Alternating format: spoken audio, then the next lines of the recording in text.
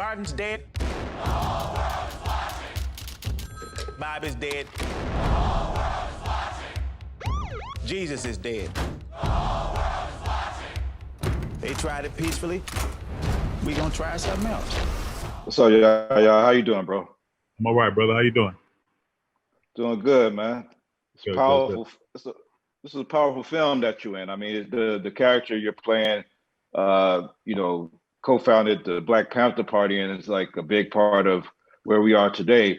How do you feel about the correlations between those protests that happened then and how they were portrayed and where we're at today, where it seems like many of the protesters, not our colors, a lot of white and whatever protesters everywhere else, and it still gets blamed, or the picture is Black Lives Matter, a Black person is going to burn your houses. Does it seem similar in a way? It's definitely similar. I mean, if you look at one of the lines, what Bobby said he said he was thrown in to make the group. I was thrown in to make the group look scary. I believe that's that's one of the lines. You know, he was in there proclaiming his innocence, saying that he actually had nothing to do with this.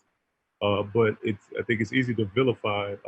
It's easy. It's easy. It's easy, unfortunately, to paint blacks in America as the villains. I think we have to begin to understand that the media uses us as a scare tactic, to push their own agendas. You know what I mean? So there's definitely a lot of parallels in the film. I think the frustration amongst young people, the frustration amongst blacks, whites, the citizens in general, is all, still palpable. But there's definitely that parallel message that as blacks, when we participate in the movement, when we participate in the betterment of our own situation, the hammer often falls heavy on our heads.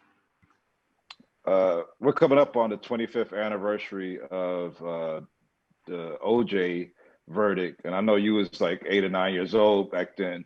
Yeah, but that was such a big yeah. But such a big television event. Like, how do you think the trial of Chicago 7 would have been if it was televised and Bobby Seals up there gagged and beat up? Like, how do you think that reaction would have been to the world being able to see that live? I think it would have been similar to the Rodney King situation. I think it would have been similar to George Floyd.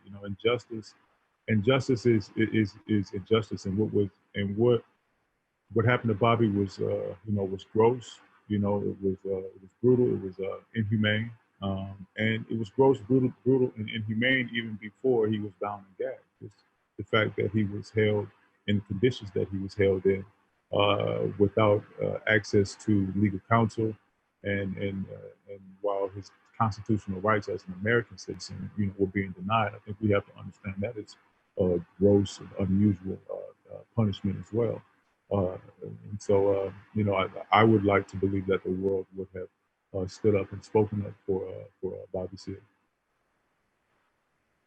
Yeah, I mean, in that sense, it felt like a horror movie, and it brings me to my next question. I mean, with Candyman and Us and everything else that you've worked on with Jordan Peele, what do you feel like his contribution has been to the horror genre, especially putting people of color in these positions? And I mean, what effect do you think he has on the horror genre going forward? Yeah, he's an excellent storyteller. I think one of the things that he does is he legitimizes black fear.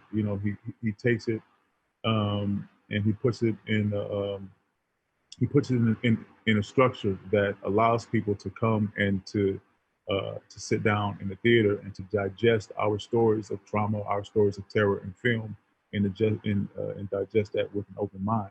A lot of time when we tell our stories, when we tell the things about what happened when the police pulled me over, what happened when I was walking in my own neighborhood, my own nice neighborhood, and oftentimes people don't believe us. So Jordan's come and he said, okay, well, let's tell these stories of terror in a horror genre.